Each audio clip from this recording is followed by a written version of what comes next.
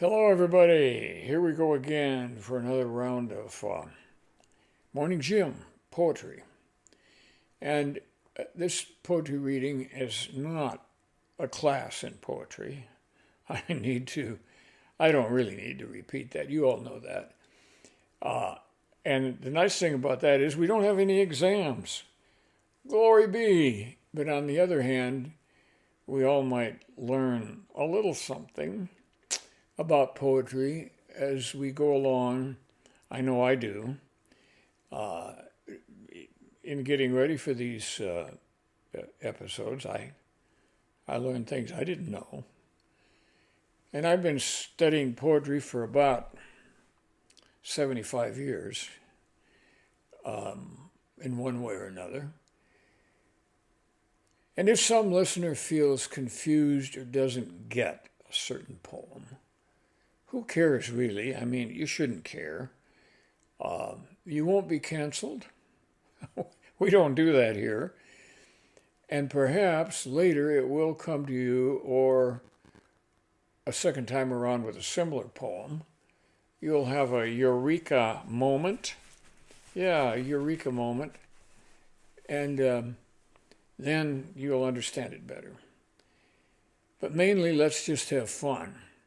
I'm going to have a little explanatory stuff to say today about one of our poems because it's so many hundreds of years old.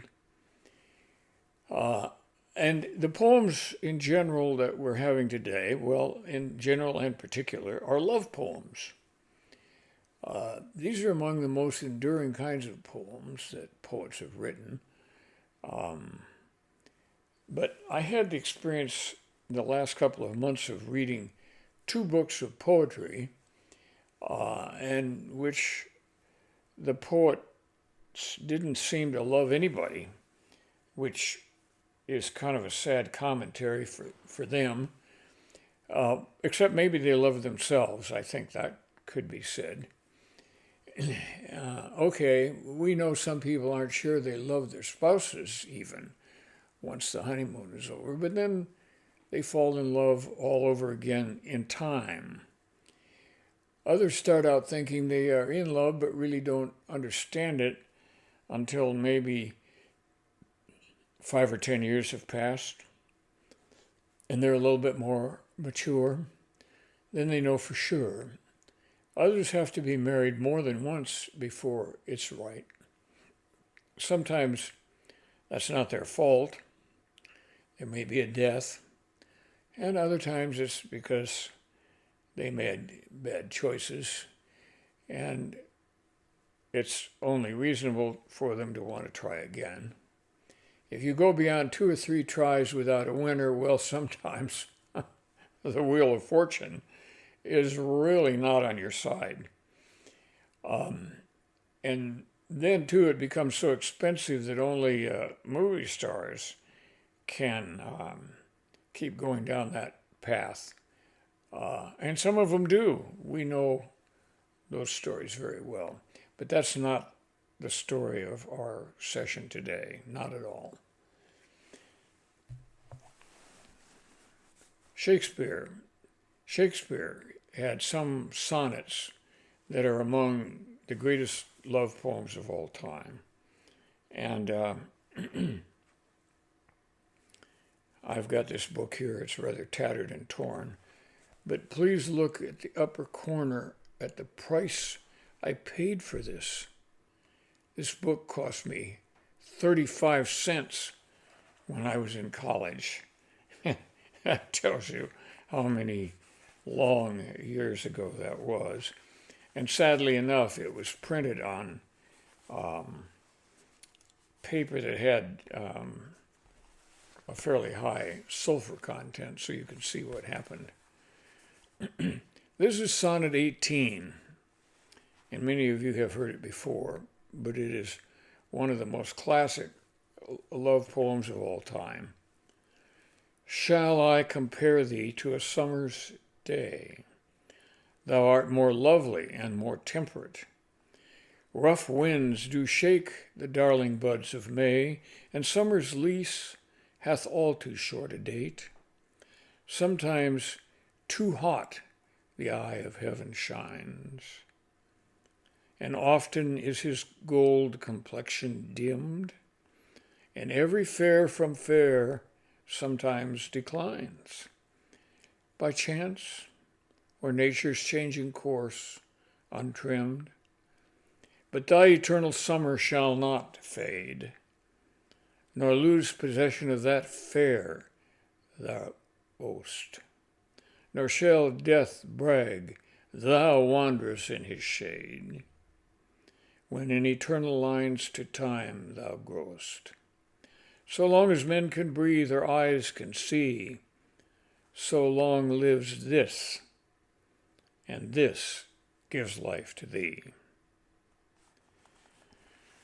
So Shakespeare is saying that while humans may not live very long, his sonnets will, and he was so right about that. Another poem from long ago was John Donne. He was a 17th century poet, and he was also the dean of St. Paul's Cathedral in London, eventually in his life, which was a very interesting life. Dunn didn't let his holy orders get too much in the way of his love life, I would have to say. And you'll understand that better after we read a poem of his called The Flea. Mark but this flea, and mark in this how little that which thou deniest me is. It sucked me first, and now sucks thee, and in this flea our two bloods mingled be.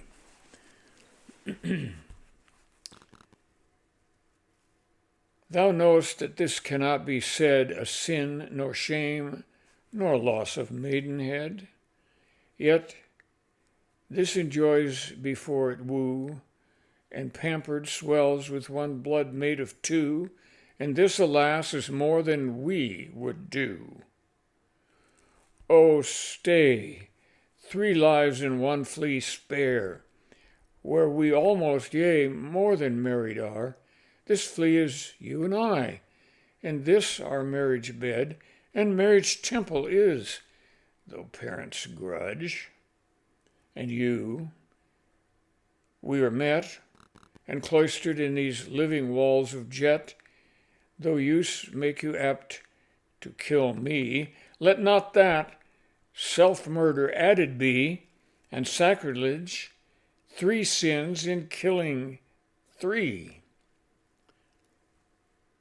Cruel and sudden hast thou since purpled thy nail in blood of innocence. Wherein could this flea guilty be, except in that drop which it sucked from thee? Yet thou triumphst, and sayest that thou findest not thyself nor me the weaker now? 'Tis true, 'tis true. Then learn how false fears be. Just so much honor, when thou yieldst to me, will waste, as this flea's death took life from thee. Well, poems like this are called metaphysical poems. And by that, we mean that he takes language and plays with it. He turns it around and changes the meaning. Let's go through this just briefly. And I might add that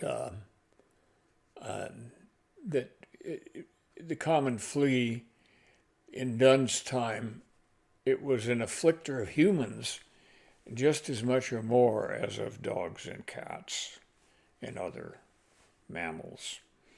So getting bitten by a flea was really not very unusual. So the flea bites him, and then he says, but now it bit me first, and now it's sucking thee, and in this flea our two bloods mingled be. Thou knowest that this cannot be said a sin, nor shame, nor loss of maidenhead, yet this enjoys before it woo, and pampered dwells with one blood made of two, and this, alas, is more than we would do.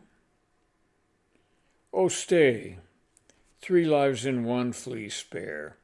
He sees that his lover is about to kill the bloody flea. She's obviously not listening to his woeful words. And he says, though parents grudge, and you, we are met and cloistered in these living walls. And he says, though use make you apt to kill me, he's saying, I'm toying with you, and you're getting upset by that. But do not add the murder of the flea to the murder you're contemplating doing on me, because that would be 3 sins all at one time. Cruel and sudden hast thou since purpled thy nail. She has gone ahead and killed the flea. And he says, the flea was innocent. Wherein could this flea guilty be, except in that drop which it sucked from thee? In other words, only 1 drop of blood in the flea is the blood from you, so why are you so upset? Yet thou triumphst, in other words, you killed the flea, and sayest that thou findest not thyself nor me the weaker now. He says, you're telling me that even though the flea's dead, and he's taken with him my blood and your blood, you don't feel any weaker. And he says, true then, learn how false fears be. Just so much honor, when thou yieldest to me, will waste, as this flea's death took life from thee. Just a tiny bit of honor will you lose by sleeping with me. Okay, that's John Donne, a very clever little bugger, if there ever was one. And yet, he wrote one of the great sermons of all times. You remember that sermon, don't you? Where he says that any man's death takes away a piece of the main, and we are all made less by it. That was a great sermon. Okay, I'm moving on now to more modern things. This is Stage Whispers, poetry by Roy Beckemeyer. Roy Beckemeyer is one of the better poems Kansas has produced, better poets. And he's got a poem called Blessings, which the epigram says is for Pat, who happens to be his wife. And here's the poem. Your mother's hair, your father's nose, the bedroom eyes your own, the whispered words that could fill tomes, the hands my hands enclose, the back you turned, but not for long, the tears that stained the floor, the times when I, lost and unmoored, admitted I was wrong. The ways you changed that never seemed to change the one you are, this life foreseen from off so far, we made real from our dreams. I think that's a beautiful poem about love and what it means between two people. And, well, I don't always do this. As you know, I'm wont to read a poem of my own. And this I'm doing today in honor of my late wife, Marcia. I wrote this poem in 2015 and gave it to her inside an anniversary card on our wedding anniversary. And it's called The Time of Our Lives, and the epigram is Reflections on a Long Marriage. The time of our lives is floating softly on, as if by silent, curious winds thus born. Each blink, each smile, and every stormy sky marks a steady passage. It's not by drama that our show goes on, and can we say that we will be reminded of the day when last we saw a tiny detail of the art our vision can no longer tease apart? It's not in burning bushes, gods in smoke, or vasty taxes making us go broke, the naming a new coffee or a tea or founding of a colony beyond the sea that we remember coming down this stretch. Think rather how we taught the dog to fetch and caught the sunset in a photo sketch. This is from Immortal Prairie and Other Poems that was published later in 2015. Well, that's all for this time around. Enjoy and reflect on our upcoming Memorial Day and what it means. There are in most of our lives sons, husbands, fathers, brothers, and best friends buried in far-flung cemeteries, if they were lucky to be so buried.